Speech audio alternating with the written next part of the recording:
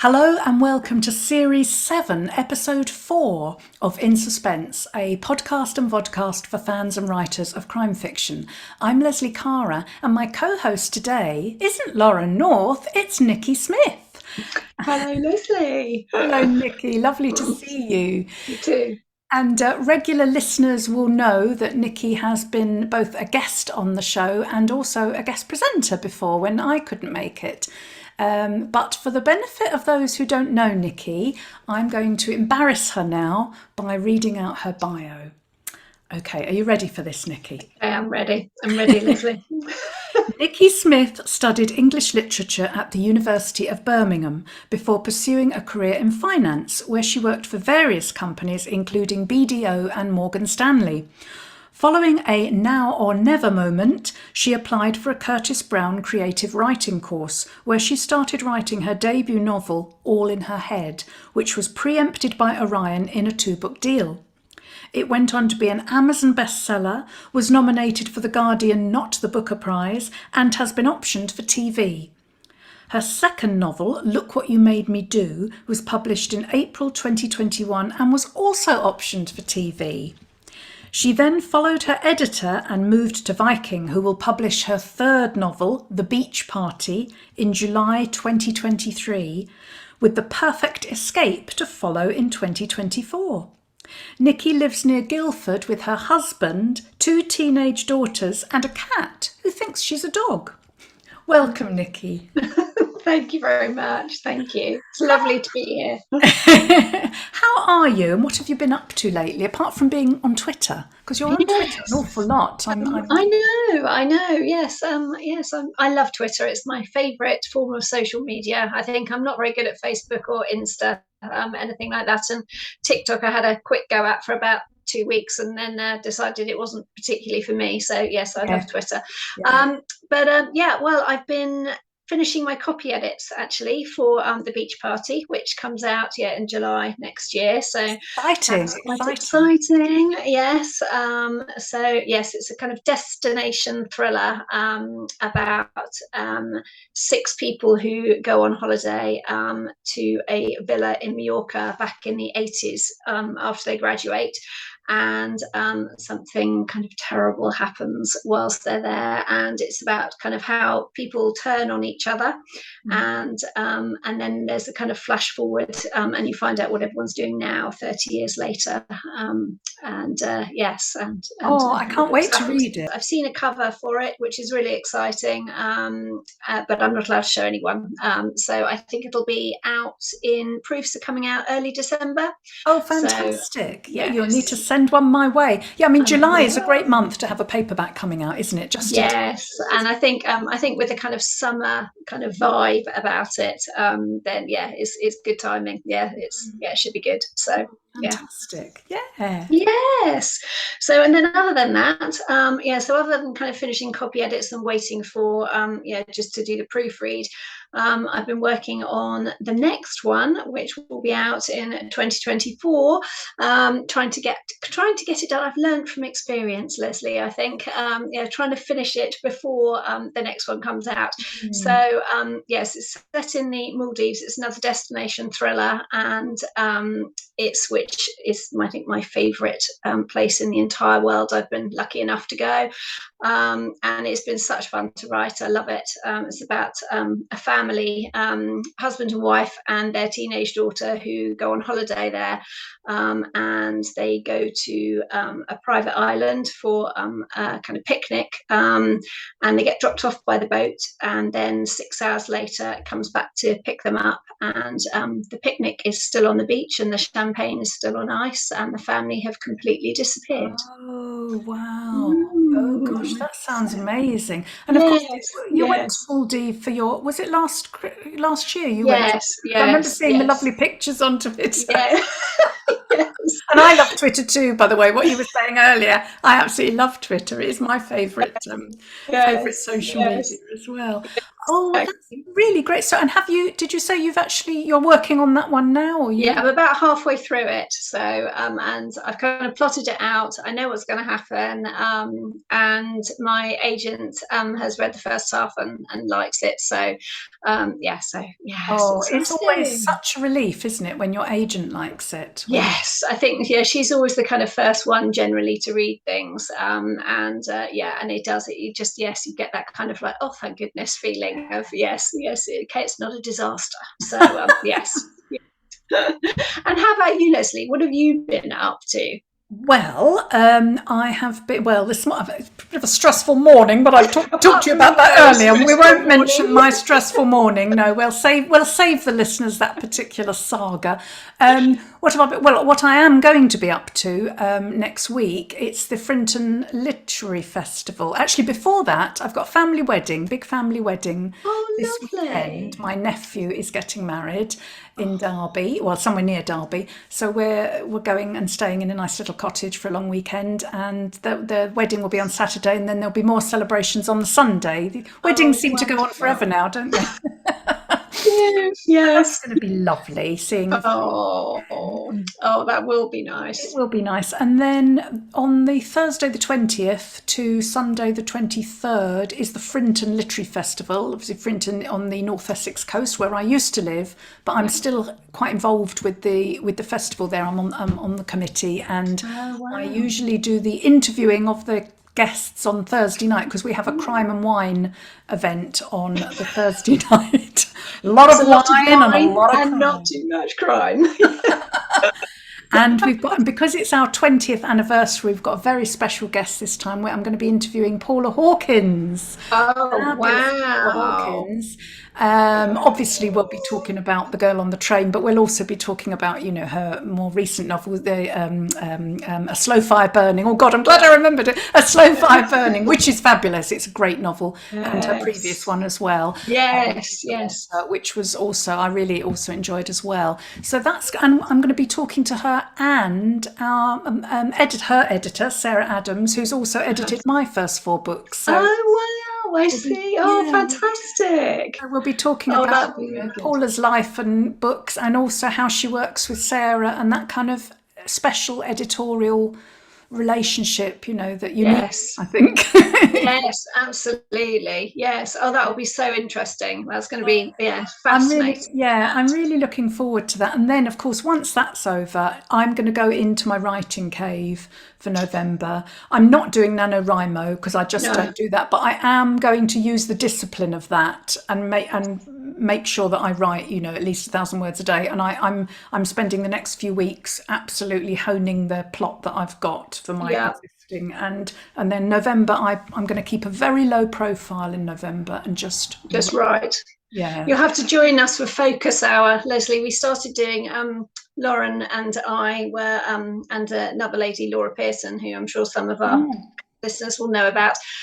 We started doing this Focus Hour where we just said on Twitter, you don't have to sign up for anything. You can just join in if you want to, but everyone kind of cuts their social media out, puts their Yeah, phone down for an hour and just focuses. And it's really useful actually. If you do it, if you can do it, I just cut will. everything out, put it down, and then it's amazing. Some people can write kind of, I can't, I'm very slow, but compared to a lot of people, but some people are writing like 2,000 words an hour kind of thing. I could never do that, but even if I could do kind of 500 or something and Yeah. actually focus without looking at my phone, it's been really helpful. So So what do? You don't sort of Zoom or anything. You literally just say, we're going to start yeah, now. we're And going then to after start. that time, you then feed uh, back on Twitter how it went, do yeah, you? yeah, Okay. and everybody kind of commits to doing, yes, I want to get this chapter done, or I want to do some editing, or I want to do this. And I think it keeps you accountable just for that hour. It's Yeah. amazing what you can get done, because I Oh, tend to just look at my phone the whole time. me too. I'm trying to wean myself off it, and I do manage to for very short periods. It's so difficult, isn't it? So difficult. Oh dear. But Yes. yeah, so I will join you, and that's November because I want to get as much of it done in November as I can, so that I don't have to spend because December. Christmas, I It's a know. busy month, isn't it? Absolutely, And it absolutely. Yeah. just goes away with you, and you do not want to be sort of trying to write and buy presents and post things and decide what you're doing on Christmas Day. It's too much. It's too much. So, yeah. Exactly, exactly. And I think, yes, I mean, my kids are a bit older now, but they still always end up having stuff at school that you have to kind of, go Yeah. to and do and Yeah, whatever. So, yeah. yeah, I'm And like there's all that. Well, sorts of things that you want to do as well, like social occasions, meeting yeah, writers for drinks. exactly, exactly. Yes. Oh Yes. dear. Right Um, then. So that's a great little catch up. That's good. It's nice to find out what each other is up to. yes. And in a little while, we will be welcoming Rachael Blok and talking about today's topic, which is writing close to home, which doesn't actually mean writing in a shed in the garden or in the coffee bar down the road or in your next door neighbour's kitchen. I think writing close to home means something a little bit different, doesn't it, Nikki? Well, yes. I mean, I'm not completely sure either, but I think it's kind of using settings or situations or characters in our novels that we've been familiar with ourselves, that have their origin in lives that we've lived, kind of thing. There's Yeah. something like that, anyway. That yeah, Yeah, yeah. I So mean, I think that's what it means. yeah, who knows what we mean, really? But, we had to have a topic because Lauren would have been a bit cross with us if we didn't have a topic. She's very hot on topics, is Lauren. She keeps me in check. So writing close to home it is. And Indeed, normally Lauren and I have a little bash at the topic before we get the guest on, but I think we're going to do that when we've got Rachael with us, aren't we? we are. I think that Yes. would make more sense because we don't want to say things that we're then going to repeat later. So I think without further ado, we need to welcome Rachael Blok. Welcome, Rachael Blok, to In Suspense. It's so lovely to have you with us today. Thank you for having me. I'm excited to be here. Well, we're excited to have you. I'm going to read your bio now, Rachael.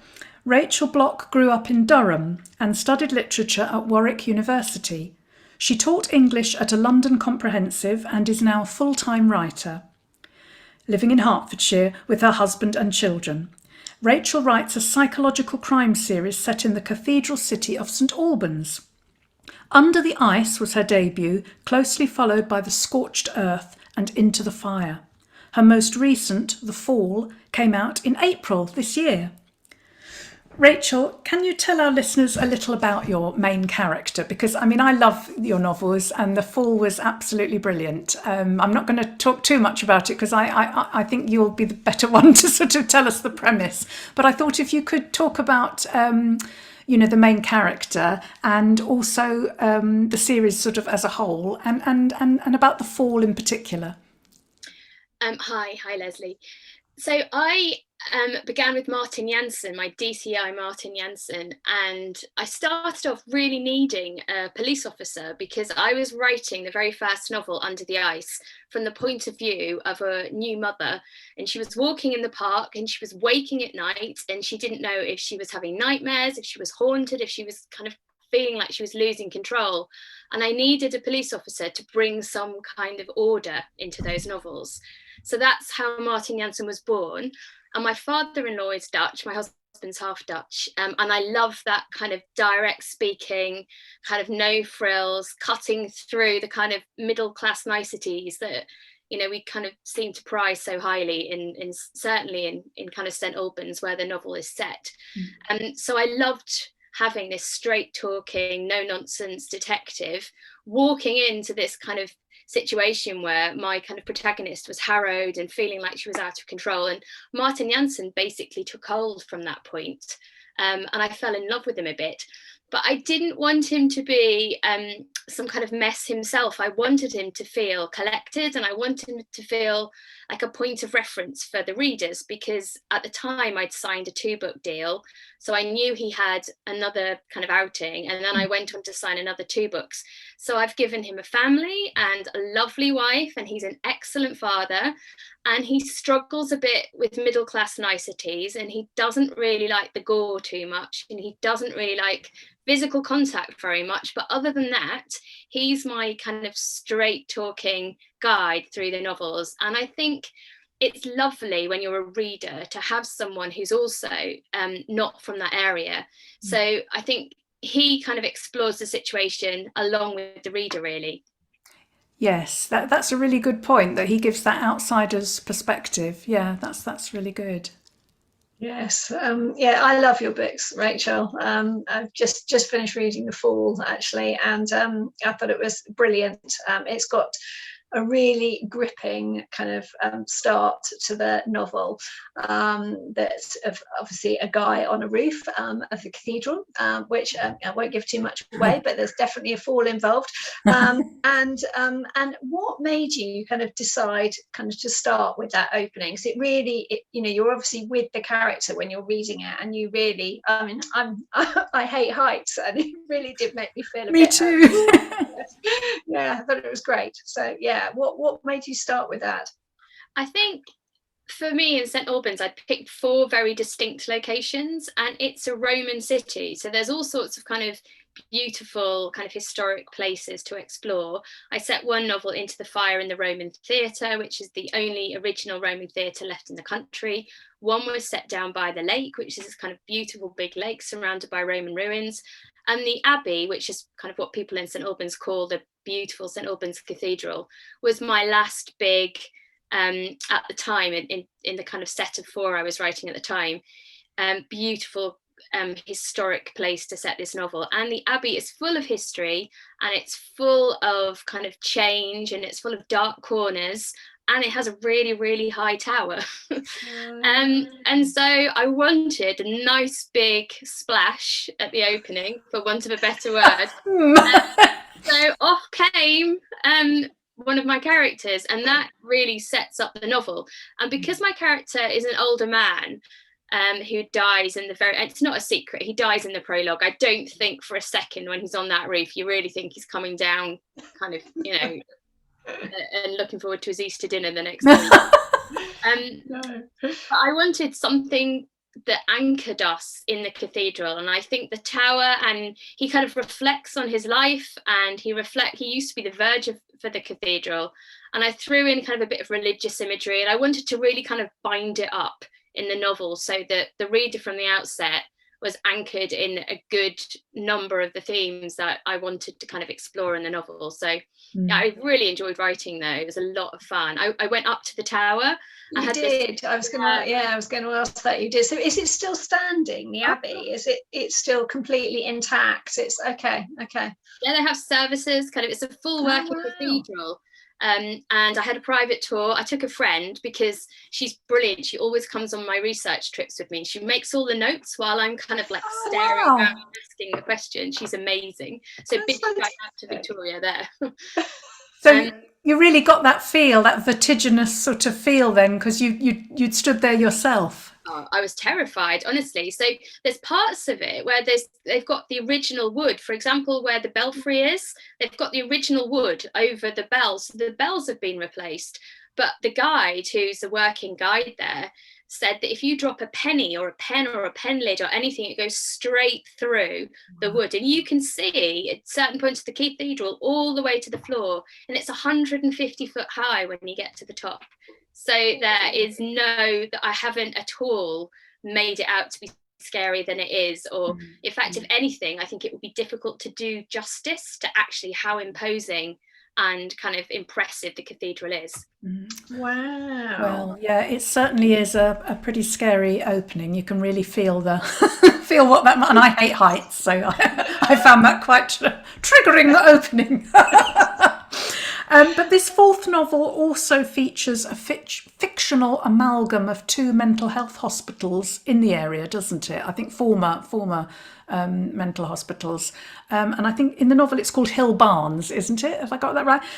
Can you tell us what kind of research you carried out for this aspect of the novel?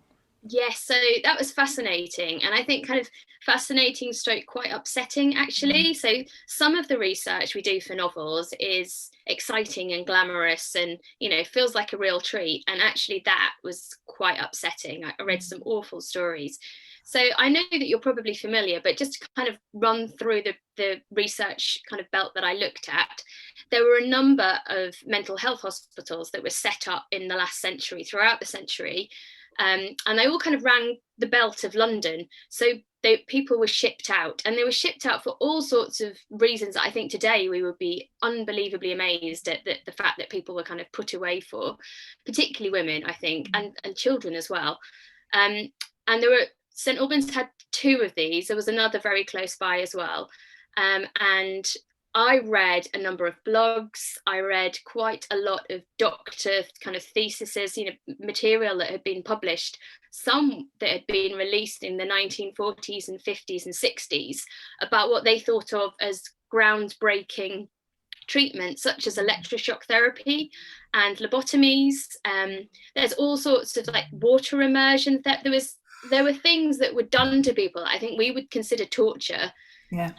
And terrible results. There was one blog I read, and it was like a diary stroke blog of a man who'd in the 50s had, as a very young man, had a lobotomy, and he'd never recovered. And he'd kind of written this kind of disjointed kind of diary that someone had helped him turned into a blog as part of some kind of presentation. And it was harrowing. And there were women who were taken away from their children because they were thought to be mentally unfit. There were women who were pregnant outside of wedlock, and that was considered a form of insanity. And they were taken. And then someone told me once, not about St Albans, but about one of the hospitals, that she heard this story about where the bodies were buried for some of the babies. And I spoke to people who had parents who'd worked in different hospitals. I spoke to people who knew people who'd been in there, and I read, like I said, the doctor's research and a number of blogs. And there's lots of information site. And it's not to say that they were all terrible places. People were there and genuinely kind of trying to help. Yeah. But I think the different set of outlooks that people had then compared to now means that it's very difficult, I think, to get your head round how well-intentioned, reasoned, educated people were proceeding with these kind of torturous treatments. Yes, my own grandmother had electroconvulsive therapy for postnatal depression in the 1950s. Can you imagine? So yeah, it's a subject sort of pretty close to my heart, I must say. And the changing treatment of women is obviously a central theme in The Fall, as you've just said. I mean, is that something that you've always been interested in, that particular topic? I think it's very difficult to be a woman and enter a professional workplace. Certainly kind of, 80s, 90s. I was at school in the 80s, went to university in the 90s. And just, even if now, if you look back at 80s TV, the attitudes towards women are, I find it shocking. It's only kind of early 90s that rape within marriage was declared illegal. Before that, it wasn't considered rape. And as a kind of child and a teenager to have grown up through that, I think it's very difficult not to be aware of changing attitudes to women and not to feel kind of very, invested in it. And it's, we've all, the whole Me Too movement, we've all experienced times where we have felt that because we were a woman, we have been spoken to in a way that a man wouldn't have been, and a way that makes us feel vulnerable or makes us feel targeted. In public places. I work for a big open plan. I'm not going to kind of go into who it was or where it was, but a big open plan office. And I remember, comments about my skirts or about makeup, things that, a man would never be on the end of. And even now, we're not kind of out of the woods. There's still an awful lot of work to be done. So I think it's very difficult not to feel invested in it. And I think when I wrote this story, there were an awful number of scenarios that I was kind of touching on that friends had told me about or that I had heard about. And you talk about your grandmother, Leslie, and it's harrowing. But my nana had a very similar, kind of very difficult to talk about kind of experience and things that happened to her. And we all know about that. And I think it would be very difficult to turn off from that completely. Yeah, absolutely. Yeah. Yes.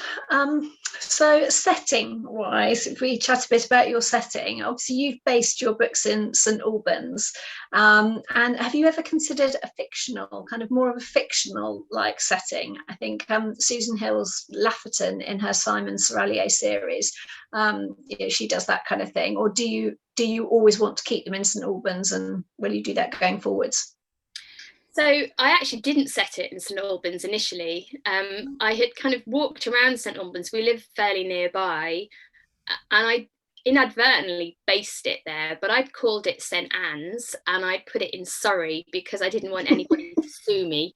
Um, and I was quite nervous when my editor said to me, it's clearly set in St Albans. She said people love reading books kind of based in a real place. And I was like, but I'm going to get into all sorts of trouble. And she said, no, you'll be fine.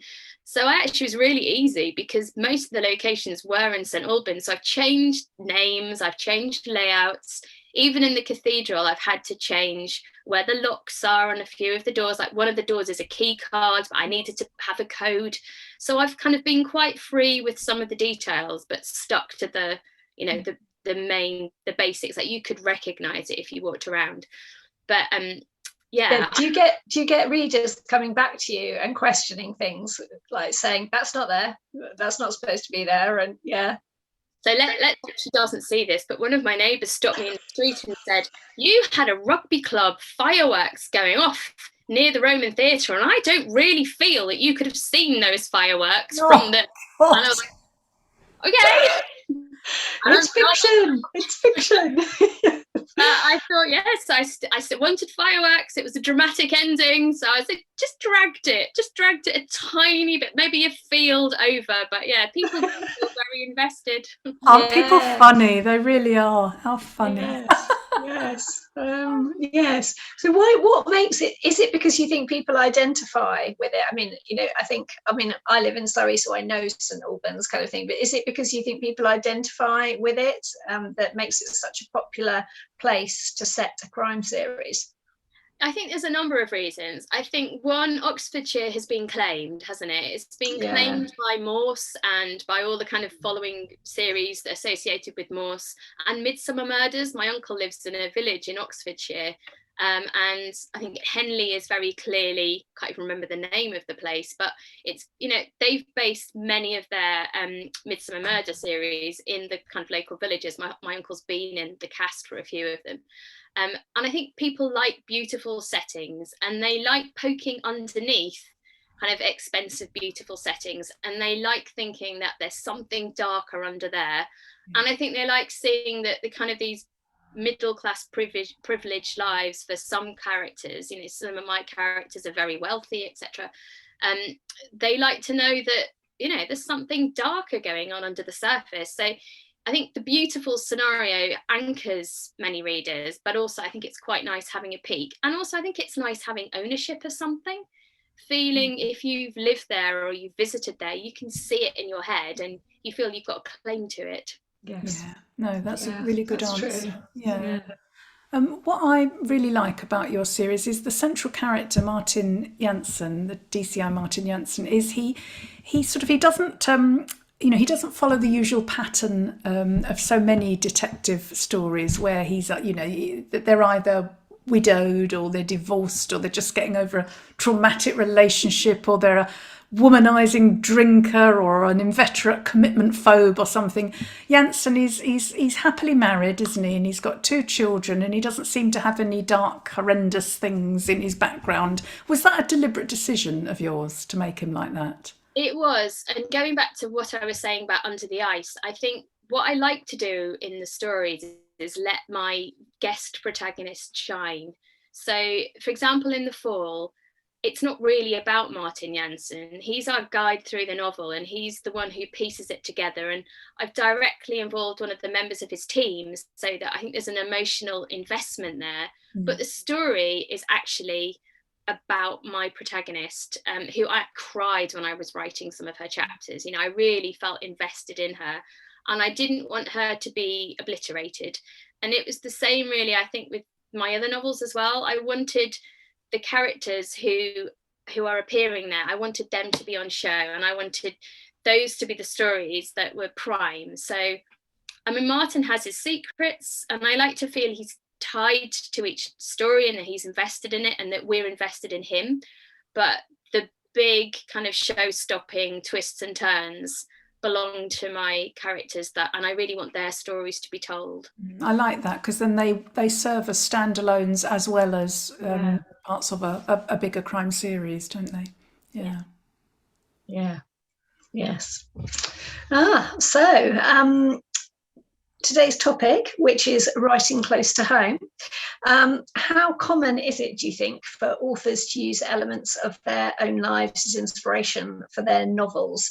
I know some writers never admit to doing it, and others say that they do it. So what do you think? What's your take on it? So I went to a talk with Martin Amis once, and he said, if you've read any writer's debut novel, you have met the writer. And I think a little bit of that is true. Certainly for me, my key protagonist in the first novel, my visiting protagonist, Jenny, had written, sorry, that was me. See how mixed up it is? Yeah. Virtually indistinguishable. She'd had a baby and it had completely thrown her. So all her busy, usual kind of life's routine of kind of work and drinks after work and being out of the house had completely changed. And she was at home with a baby, and she wasn't quite sure, which way was up. Had she cleaned her teeth that day? And whilst I did not find a dead body and I didn't really think I was going insane, there are certain times when I remember getting to a roundabout so sleep deprived and thinking, which way do I go around this roundabout again? And I was obsessed, because that was when I started to write. I was writing during nap time because I was a teacher, and I started writing on maternity leave as a way to kind of claim a little bit of me back amongst all the kind of nappies, because I love the baby, but the babies do not talk back to you for quite some time. So I was kind of furiously writing this protagonist who'd had a baby and felt she was slightly out of kilter with herself. And I threw in murders and, kind of really out there stuff. So it's not most people's experiences of being at home. But at the same time, yeah, that's how I was feeling. So I wrote about that. And again, like I said with The Fall, lots of the stories of things that happened to women were things that friends have told me about. Again, no direct stories. It's all things that I've remembered that have become one big ball of something that I can touch upon. So it's not exploitation of one person's story. But I think, we're made up, aren't we, of the stories that we've heard and the stories that we've collected and our experiences. I think it'd be very difficult to write without touching on any of that. But I think there is a big gap between autobiographical and, influenced by. So yes, I can really identify with that. I think my first novel, which is kind of all in her head, I had a really difficult birth with my second child, and I think a lot of that kind of trauma, if you like, kind of came out in the writing. I certainly didn't set out to write anything autobiographical, and it was some while later when I started writing, but I think it's kind of all in there, and it kind of comes out on paper.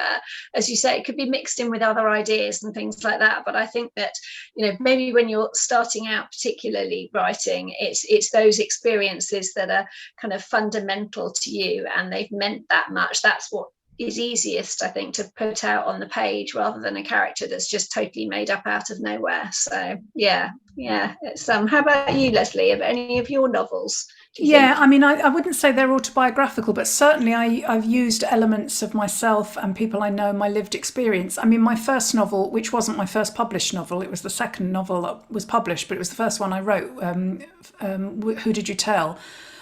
The central character is a recovering alcoholic, and, my stepson's an alcoholic, and so we were dealing with that at the time, and all the emotions and all the sort of stuff going on. So I never really set out, I must write a novel about a recovering alcoholic. But I think it was just sort of, it seeped into it. At first, I just had a young woman looking out to sea.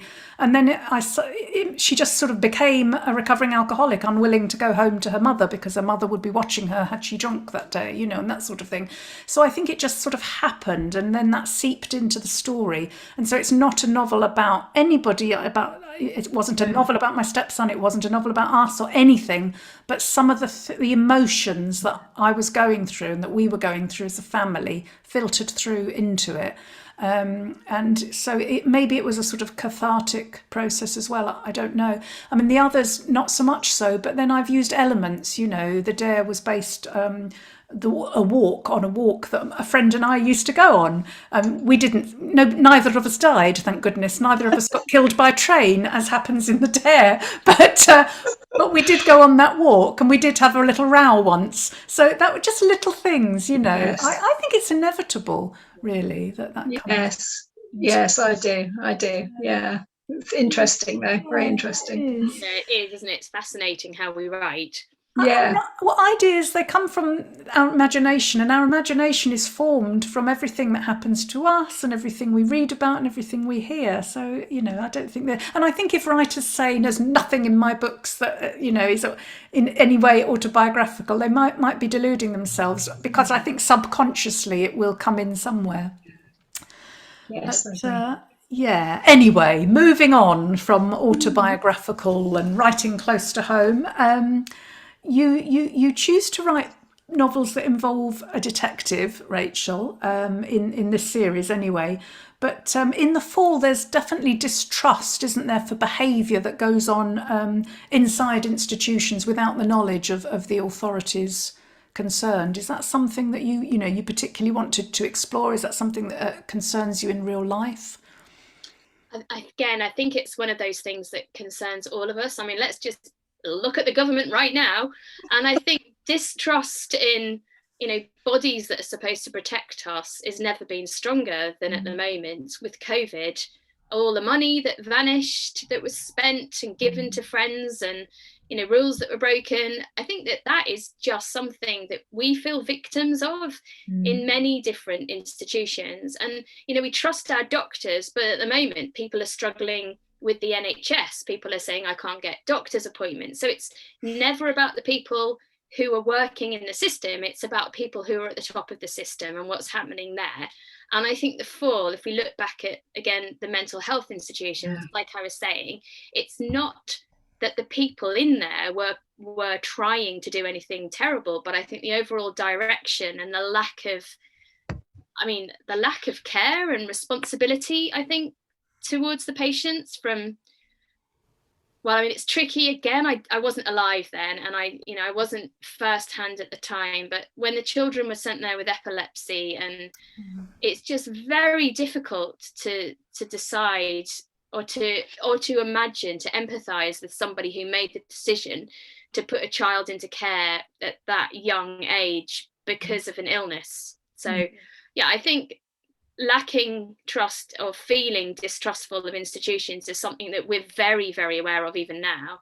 Yes, and rightly so, as you say. We have to be suspicious sometimes, don't we? Otherwise people can get away with all sorts of things, and we never improve as a society. It does feel at the moment like we're going backwards a bit, but that's anyway.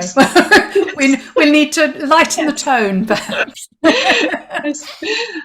So your characters, I love the names that you come up with for your characters. So you've obviously got Martin, which I guess is kind of Dutch, and I didn't realise that your kind of husband is Dutch, half Dutch. Is that half Dutch? Yes. But even the other characters, kind of particularly in the fall, you've got kind of Willow, Noah, Sunny, Ferdy. Where do you come up with them? Where do you come up with them all from? So I try really hard with my names. I did Curtis Brown writing course when I pretty much had the whole first novel written. Sorry, the dog's hurling himself. Just ignore any noise that comes from that direction. He's whimpering now, sorry. So I did the Curtis Brown writing course, and in my particular kind of tutorial that I had, my tutor sat down, and this was the first book, and I didn't really think it was ever going to be published. I'd written it, and I'd kind of joined this course, and I'd found names really hard. So I'd gone down my street, and I'd put the first couple, I'd put his name in, and the second couple, I'd put her name in, and then the third house, I'd put a kid in, because I was just allocating names so I could write the story. And she went through it, and she was brutal. This name. She was honestly, like, if I had it in me to just cry about something like that, and I don't, because I was too old and I was too beyond all of that. So I just kind of furiously wrote down all her notes. So I have tried very hard with all of my names ever since. And whenever I name characters, I have Louise at the back of my head telling me whether or not that's a good name. Is it interesting, Rachel? Is it? Is it really? That's brilliant. Here, actually, I mean, I just tend to sit with kind of baby name books and things, and depending on the age of my characters, you know, you can go back and find out what popular, you know, what names were popular in that era. But yeah, I think that maybe that's a very good tip. They've got to be interesting. And I think sometimes when you hit on a name, like when I hit on the name Astrid for my character in Who Did You Tell, that really helped me write her character, and her voice seemed to come much more easily to me when I had that name, because she'd named herself Astrid. She'd been christened Hilary in the book, and had called herself Astrid, and I thought that name change, it says a lot about a character, doesn't it? Because I know several people, my sister-in-law as well, who changed their name, and that says something, doesn't it? What names really do have significance, don't they, over how we turn out and what kind of character sometimes that we have. Yes. I went to a friend's wedding once, and I'm dropping her in it completely at this. But she was called Lottie Fitzgerald, and I'd always thought that her name was the most fabulous name I'd ever had.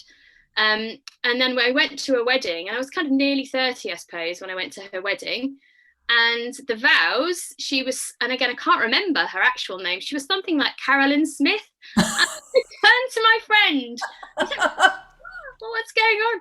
And I asked her afterwards, and she ran away from home and changed her own name. But when she'd married, she got married in her kind of actual name. So she was Lottie Fitzgerald to everyone, but to her mom and in front of kind of the law or whatever, she was Carolyn Smith. Wow. Because her glamour was part of her names. It's so interesting. That is interesting, isn't it? Oh, now, am I right in, I've read this somewhere, I think, or heard you interviewed before, that when you first started writing, you didn't really have any ambitions to get published. Is that right? I think ambition is different to expectation. So I kind of thought this will never see the light of day. And I was writing, like I said, mainly for me to claim back something. I was an English teacher, so I was kind of claiming me back when I felt that most of my day was going to the baby. And then I was writing it, and no, I kind of never thought it would see which is why my names I didn't bother about. I didn't bother about loads of the technical details. I was just kind of writing. And then I did the course. And at some point on this course, I started to think about it as a book. And I think that was the thing that the course gave me that was more important than anything else. It wasn't really how to write, it was how to look at your book as a reader. And that was the massive shift. And suddenly when that happened, then actually I really looked at it very, very differently. And I think that's when it really took off, actually. Yeah. Oh, that's I did the Curtis Brown writing course as well, and I did find it really useful for that reason. I mean, partly I think it was the getting the knowledge about publishing. I had no idea about publishing at all, didn't have a clue how to, approach an agent or, put together a submission package. So I learned all of that, but also, yes, that ability to see your book as a reader would see it, to kind of step behind it. That was, very, very valuable, I think. Yeah. Definitely. And you mentioned just then, Rachel, that you used to be an English teacher, as did I. Now, what do you think that anything that you learned while you were an English teacher, has that helped you in your writing career in any way? Because I've had some thoughts on that. I wondered if that had sort of helped you. I think I've taught creative writing to GCSE students, and I think actually writing a book, you kind of have to throw most of what you teach a student out of the window, because writing a GCSE creative writing book is, have you put enough adverbs in? Have you put enough adjectives in? And, you're cramming all your knowledge and showing off on about a side and a half of A4 or maybe even longer. The moment you actually write a real book, you pull all of that back, don't you? Because you've got 80,000 words to tell a story, and you don't want to give 2 pages away to describing the beauty of some trees. Well, you could, but probably people wouldn't read it. So, yeah.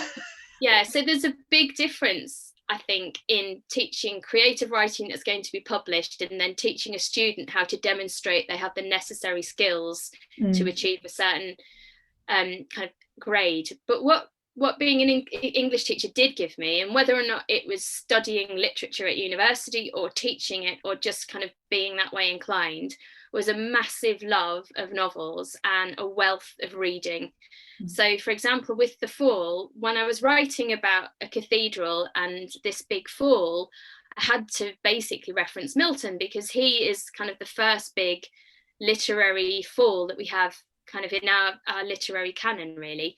And I didn't want it to be too much about him, because most people maybe have never read Milton, but I found it very difficult not to reference him, because that's our big first fall and that's what he's writing about. And his epic is so tied up in kind of religion and, you know, our first schools and all the reasons we used to have wars, and still are having wars in many different parts of the world. You know, religion is huge. So I think it's very difficult to set a novel in the cathedral and not reference one of our kind of literary kind of focuses of religion and religion itself. So maybe it gave me that feeling that I'm not the first person to have ever done this. So. Yes, I think that's seeing the sort of the history of sort of literature and where different ideas and concepts fit in. Yeah, that's a really good answer. And I guess also just being a teacher gives you confidence to talk to readers and to do events and things like that. Because a lot of writers find it very difficult, don't they, standing up and giving talks or being on panels and things like that. They find that quite nerve-wracking. But I think if you've been a teacher, you've got a little bit of confidence because you have stood in front of a class of 30 students who maybe don't always want to be there. So you've got that kind of, you have that, find that sort of thing to make it fun, don't you? If they can, 30, 16-year-old boys telling me that I don't look that great that day. Oh yeah, that's horrible, isn't it? Why don't we talk about Austen? Yeah, you can get over quite a lot, I think, after teaching hundreds and hundreds of children. Yeah, definitely. So Rachel, what's coming next? Is there going to be another book in the series? So after writing 4 and kind of coming through COVID, and I finished The Fall during COVID whilst I was homeschooling 2 children as well, I felt like I needed to do something new. And I went on a cruise. You know, remember that time where you couldn't leave the country? So everyone was trying to kind of holiday in England, but feel like they'd been abroad. And I went on a cruise ship and we sailed up and down the channel, the English Channel, for 3 days. And I felt like I'd, escaped, and it was amazing. And I was like, we're abroad. We weren't really, not even. We didn't even need our passports. But it was brilliant. So I set in my head this whole novel. I had a tour of the bridge when I was there. We went with friends, my husband and I. We left the kids with grandparents. And so we were kind of drinking the odd glass of champagne, and we were having some nice dinners, and we went all out for it because we felt like we hadn't been anywhere for so long. So I was walking around this cruise ship, setting all these scenes in these kind of claustrophobic locations where you're going, but you're not actually moving anywhere because you're in the same place. And so I wrote this novel, and I spoke to the publishers, and they were very kind. They were like, would you like to give us another book? And I said, well, actually, what I've done is I've started this particular novel. And they bought it, which was very nice of them. And then I handed it in kind of quite recently, and my editor said it's so different. It's not a police procedural. It's nothing to do with St Albans. There's not a police officer in sight, really. It's all just one woman who goes on this cruise. She's invited by her best friend, who she hasn't spoken to for 3 years because something terrible happened.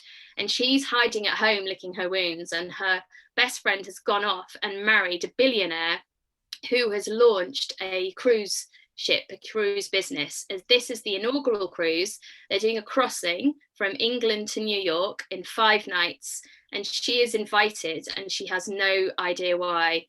And she receives a note that's kind of, an anonymous note telling her not to go, and yet off she goes. And I set over 5 nights. I have this thriller, possibly psychological thriller. I don't even know, to be honest. I just really enjoyed writing it. and it was a lot of fun, and it's all about friendship and secrets, and how when we grow up in a certain way, we find it very difficult to shake, who we were and become who we wish to be. And there's a murder and death, and people fall from heights not as high as the I'm obviously a bit obsessed. You've got a thing about falling, haven't you? But someone topples off the side. Anyway, I just loved writing it, and it's all glamour and make believe and escape and breaking out of lockdown for me. So no, it was a lot of fun, and that's out the end of August next year. Oh, Brilliant. fantastic! Oh, what's it called, Rachel? It's called 5 Nights, and because it was so different, my editor suggested a change of name, because I think she didn't want people to expect what I have been writing. She wanted this to feel something new, which it is, and she wanted, I think, readers to be prepared for that. So I'm now going to be Rachael Wolf. Oh, you're going to have 2 names. Lovely. Wolf, that's a fantastic name. It's a good name, though. Yeah, very good. Yeah. Wonderful. Oh, I'll look forward to reading that. That'll be really good. Yes. So I think finally we were going to ask you what you are currently reading, or if there's anything you finished recently that you've really enjoyed.